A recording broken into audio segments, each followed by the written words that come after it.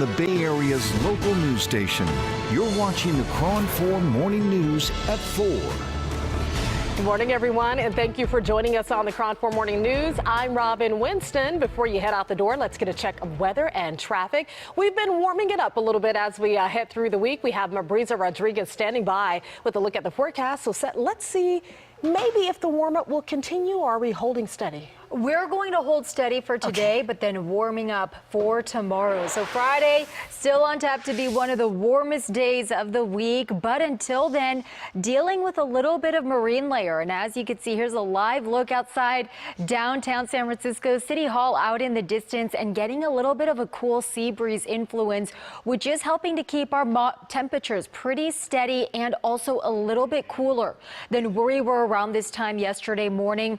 Warmer, though, for those of you in the North Bay, Santa Rosa, you were in the 40s to start out your Wednesday, but now for your Thursday morning, already in the 50s. Cooler, though, in San Francisco on account of that cool sea breeze, an increase in low and high cloud cover, 49 degrees, widespread mid-50s in the East Bay, 53 degrees right now for Oakland, Hayward at 54, and Livermore, 49 degrees with San Jose in the low 50s. So wind speeds will be relatively calm to start out your morning, with the exception of those of you in the East Bay like Oakland. You're getting a little bit of a breezy condition, and also those of you in Napa, double-digit wind speeds as well. But Fairfield, gusty winds to start out this morning with gusts upwards of 30 miles per hour right now, sustained at 26 miles per hour. But as the morning progresses, going to notice pretty calm conditions by around mid-morning. And then we will start to notice an increase in those wind speeds by the afternoon. And I am keeping an eye on gusts upwards of 20 miles per hour or less. So that cool sea breeze influence is going to keep our temperatures relatively moderate today compared to yesterday. So we're going to hold steady, at least temperature wise. But then by Friday, we're going to warm up in a big way. Find out how warm in just a few minutes. Robin, back to you. All right. Thank you very much, Mabrisa. Let's go outside and check in on the morning commute around the Bay Area, starting off with a look at the Bay Bridge Toll Plaza. It's looking good for now. You know, it's always our busiest bridge during the morning drive, but we are hotspot free. So the ride into San Francisco wide open across the upper deck through downtown, with no major issues on the Skyway and no major issues connecting with Highway 101. So if you leave now, your drive time a quick 8 minutes to work your way from downtown Oakland to downtown San Francisco. All right, let's head over to 92 and check the ride across the San Mateo Bridge. Looking good this morning, leaving San Leandro, Hayward, Union City. No problems here connecting on to 92. 11 minutes to make it over to the peninsula. Checking in on 580 to the Richmond-Santa Fe Bridge, wide open with no issues or trouble spots, accidents or stalls. 8 minutes to make your way into the North Bay. And checking in on Traffic Tracker, it's also looking good. We see lots of green here, which means traffic is at the limit. So if you take Highway 4, 15 minutes, Antioch to Concord. If you're a 680 commuter, it's nice and smooth through Dublin, Sunol, and Fremont. And no big problems for the Nimitz or Highway 101. A quick 30-minute trip rolling north from San Jose, heading into Menlo Park. We'll have more drive times coming up in just a bit. Well, a father of 3 is finally coming home today after spending the last 10 months in ICE detention. Now, on Wednesday, a federal judge in San Francisco ruled Ricardo of Oakland can be released on bond, citing that he's not a danger to the public or a flight risk. KRON 4's Hamila Argawi spoke to his wife about the months-long ordeal. 38-year-old Ricardo Mercado is coming home. The undocumented immigrant was swept up by ICE officials last July as his wife was sleeping. He was on his way to work. He's coming and he come to help me, and he come to enjoy the kids, especially him. He's a little one. He don't know who's his pap, you know, his dad. Right now, he said papa to everybody. He don't have any clear idea who's his dad. Mercado has been living in the Bay Area for nearly 2 decades and has worked at the same coffee shop for 15 years. He has 2 young girls and a little boy who's not 2 yet. They cry, especially the bigger. She knows what's going on, and she's like, you know, she cry a lot, and she's like, Mommy, why that happened to my dad? I don't have any answer for her.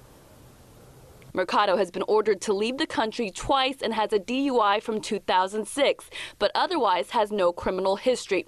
His lawyer is trying to get him a U visa, which is given to people who have helped law enforcement. Mercado once tipped off Oakland police to alleged abuse at his daughter's daycare. His case is still in limbo, but he'll be able to fight for his status while at home with his family.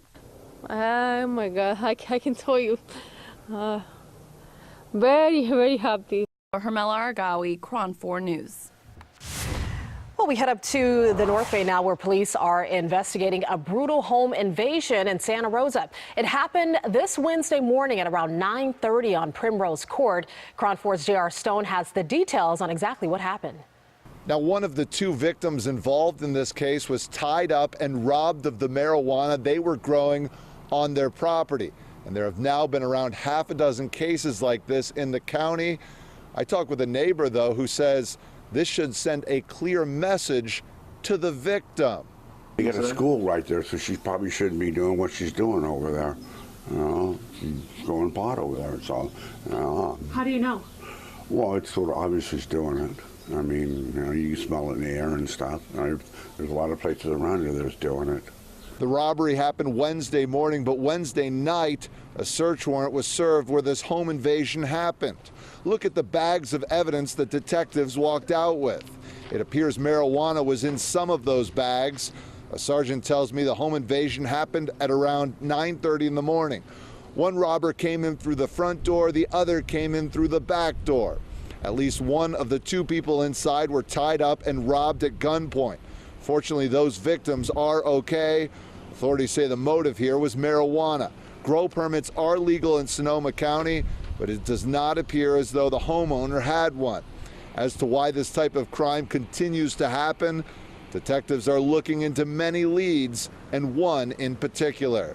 Coming from out of state, because it's easy to get here, and they ship it back to wherever they're from, and they can make 2 to 3 times the profit back in a state where it's illegal. Now, the suspects here are described as tall, Hispanic, in their 30s. They were driving a newer gray van with chrome above the rear window and a rack on top. In Santa Rosa, J.R. Stone, KRON 4 News. Well, more employers are taking what once would have been a radical step. They are dropping marijuana from the drug test of prospective employees. Marijuana testing has been a fixture at large American employers for at least 30 years. But experts say that marijuana testing would exclude too many potential workers at a time when filling jobs is more challenging. Over to the East Bay now, in the city of Hayward, a woman says burglars got away with more than $100,000 worth of cash, jewelry, and electronics. Now, authorities say the home burglary happened on Monday, April 16th, on the south side of the city. A police report has been filed. The victim believes the thieves are trying to sell the stolen items at local gold stores and pawn shops.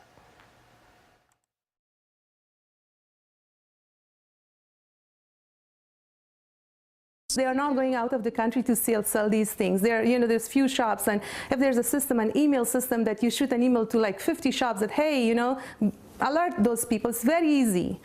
It's very easy to catch those people. Well, right now, investigators do not have any information to release on any possible suspects.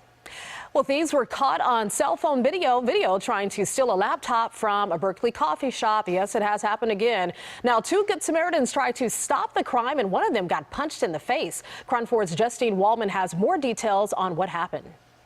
The man in the hoodie, according to police, tried to take a laptop from a person sitting at Cafe Strada when 2 men stepped in, holding him back from getting away.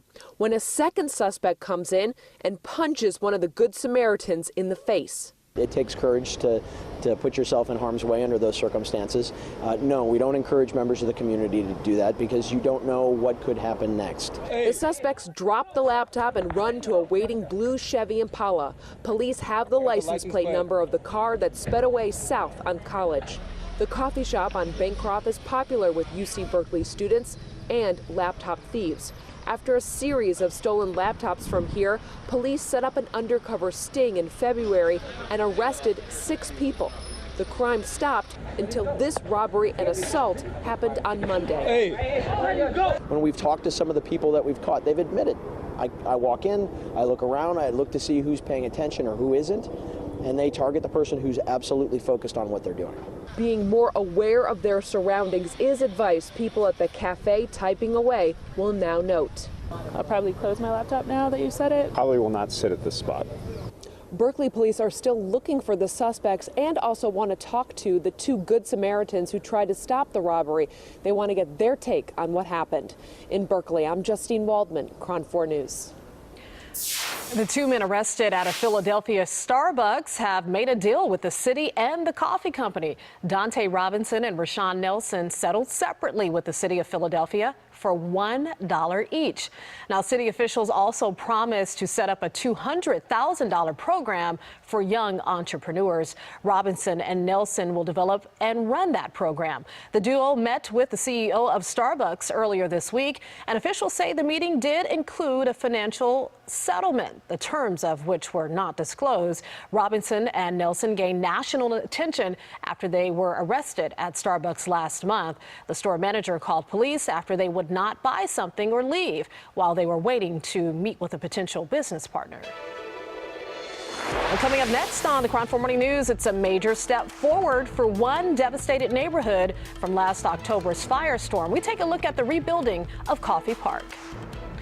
A former Boys and Girls Club director accused of sexually abusing young boys has now been sentenced. We tell you how long he'll be spending in prison. And some drivers say they cannot live without them. The new standard car makers are adding to its vehicles.